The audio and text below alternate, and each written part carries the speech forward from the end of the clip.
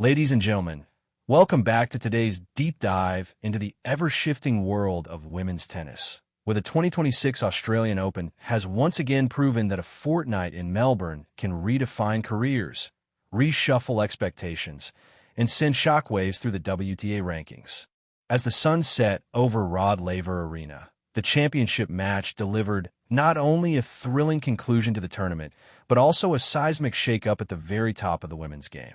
In a stunning display of poise, power, and unwavering determination, Elena Rybakina overcame Aryna Sabalenka to claim the title, a victory that has far-reaching implications for the WTA hierarchy. From the outset, this final carried the weight of history, expectation, and ranking consequences. Sabalenka, entering Melbourne as the undisputed world number one, sought to consolidate her grip on the top spot and defend the reputation she had built over the past year. Rybakina, meanwhile, arrived with the hunger of a player determined to reclaim her position among the elite, a position that had slipped from her grasp in the latter half of 2025.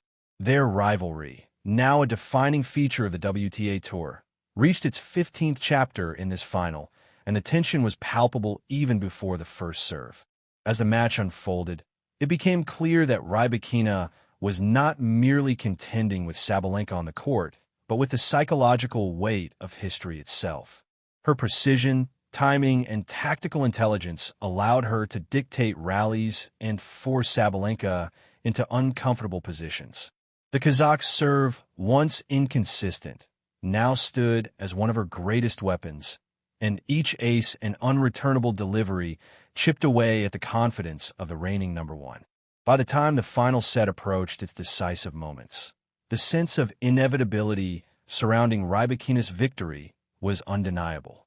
When the final point was played, the scoreboard confirmed what many had quietly anticipated. Rybakina had risen to the occasion, vanquishing the world number one and etching her name on the Daphne Akers Memorial Cup. This triumph was not just about a single tournament. It reverberated through the WTA rankings with dramatic effect. Sabalenka, despite her loss in the final, maintained her position at the top due to the points she had already accumulated, but the margin separating her from Rybakina has now narrowed considerably. The Kazakh's title run has catapulted her back into the top three, a remarkable return to elite form after periods of inconsistency. What once seemed like a distant dream has now become a reality. Rybakina has firmly re-established herself as a major force in women's tennis, and her victory in Melbourne is a declaration that she is ready to challenge for the very summit of the rankings. The broader WTA landscape has also been affected by this Australian Open in profound ways. Gauff Świątek, who had entered the tournament as the world number two, faced an early exit in the quarterfinals at the hands of Rybakina, a defeat that cost her precious points and allowed the Kazakh to surge ahead. While Świątek remains near the top of the rankings, the closeness of the points tally means that any lapse in consistency can have immediate consequences. Similarly, Coco Gauff, despite reaching the quarterfinals, has experienced a slip, overtaken by both Rybakina and other top contenders, highlighting how unforgiving the ranking system can be even for players performing at a high level. Amanda Anisimova emerged from Melbourne with renewed credibility. Her deep run ensured she solidifies her position within the top five, a testament to her growing maturity and resilience on the biggest stages. Jessica Pegula, Mira Andreeva, and Jasmine Paolini all retained their places in the upper echelons, demonstrating that consistency remains a currency of the WTA Tour. Meanwhile, Belinda Bencic and Elena Svitolina also enjoyed upward movement, with Svitolina's return to the top 10 serving as one of the tournament's most inspirational stories. Balancing motherhood, form, and focus, her semi-final appearance marks a triumphant return to the sport's elite ranks. The mid-tier rankings have seen a fascinating reshuffle as well. Victoria Mboko continues her rapid ascent, now tantalizingly close to breaking into the top 10, while Naomi Osaka's steady climb, despite a partial withdrawal, underscores how consistent performances over multiple seasons can yield rewards.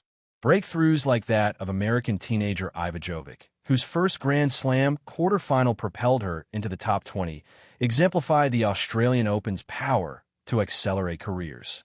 Players like Wang Xinyu and Peyton Stearns have also seen significant leaps, while Zeynep Somneh's dramatic rise into the top 80 is a reminder that opportunity and preparation can combine to produce extraordinary results. Of course, for every player ascending the rankings, there are those who must confront disappointment.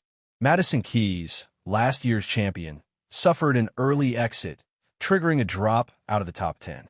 Coco Gauff, Clara Tauson, Emma Navarro, and Marta Kostyuk have all experienced minor declines, while more severe drops befell Paula Badosa, Daria Kasatkina, and Diana Yastremska. The tournament's unforgiving point system ensures that previous success does not guarantee security, reinforcing the relentless competitiveness of women's tennis. The Australian Open's influence on the top 10 has been particularly striking. Sabalenka's loss, while not catastrophic for her ranking, signals the emergence of a genuine challenger in Rybakina, whose victory demonstrates that the #1 spot is under threat more than ever. The Kazakh's resurgence is emblematic of the changing dynamics at the summit. Power, precision, and psychological fortitude now coexist with the need for sustained excellence across the calendar.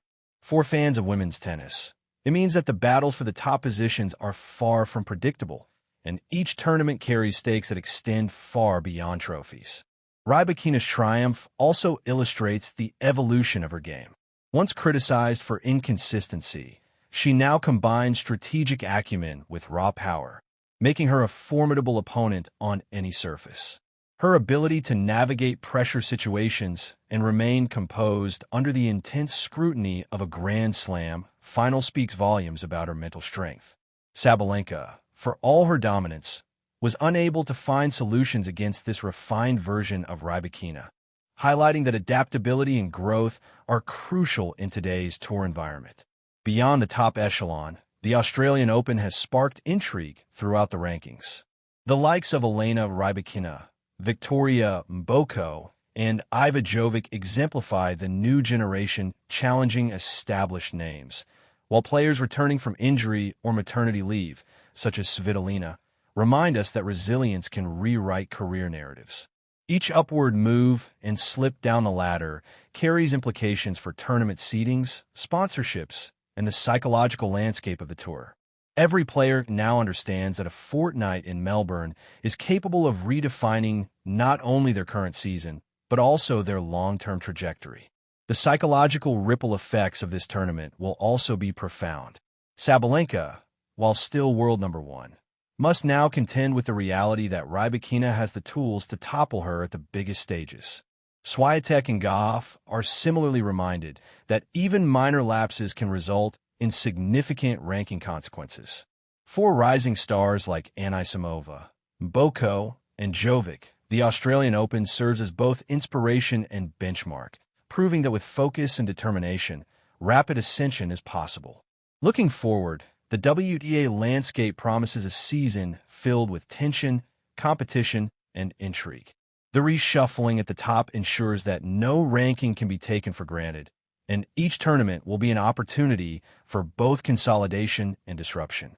Rybakina's victory, in particular, signals that the tour is entering a period of renewed unpredictability, where the blend of experience, power, and composure will dictate the outcomes of not just individual matches, but entire campaigns.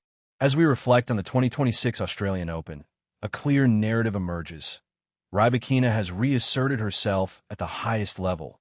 Sabalenka's dominance is tested but intact, and the middle tier of the rankings is more dynamic than ever.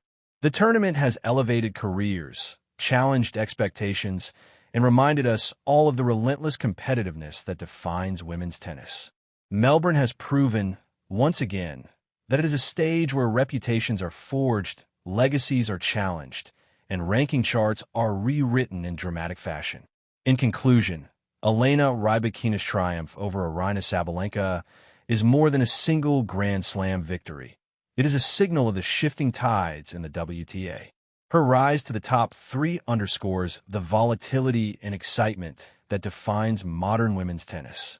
Sabalenka remains a formidable force, But the landscape is now more contested, more thrilling, and more unpredictable than ever before. With young stars breaking through, seasoned players reasserting themselves, and the rankings reflecting the intensity of competition week after week, the 2026 Australian Open has set the stage for a season of drama, ambition, and relentless pursuit of greatness. Melbourne may have crowned a champion, but it has also ignited stories that will ripple through the WTA for months to come.